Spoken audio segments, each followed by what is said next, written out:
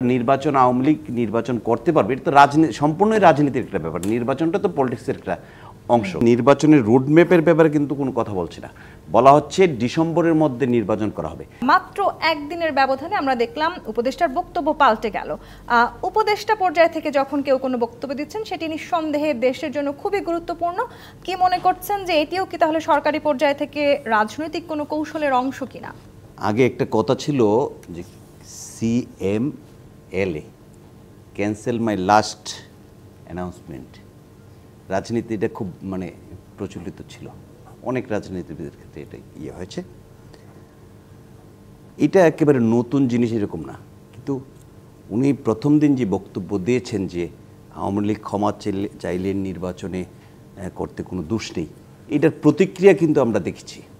BNP থেকে ধরে অন্যান্য সবাই কিন্তু এটার একটা তীব্র প্রতিক্রিয়া ব্যক্ত করেছেন, এবং বিএনপির মহাসচিব তো বলেছেনই, ফখরুল সাহেব, যে এটাতে ক্ষমতায় টিকে থাকার একটা লক্ষণ এবং নির্বাচনকে বিলম্বিত করার একটা পায়তারা, এবং 111-এর মতো কোনো কিছু করা হলে সেটাকে মেনে নেওয়া হবে না, এরকম কথা বলা হয়েছে।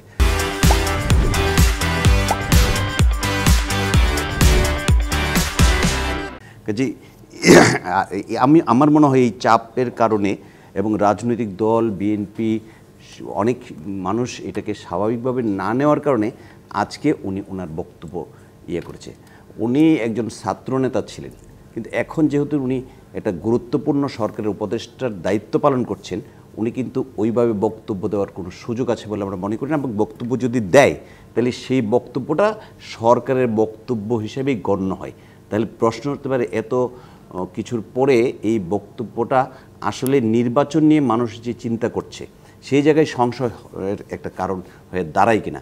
কারণ আমরা দেখছি নির্বাচনের রোডম্যাপের ব্যাপারে কিন্তু কোনো কথা বলছি না, বলা হচ্ছে ডিসেম্বরের মধ্যে নির্বাচন করা হবে।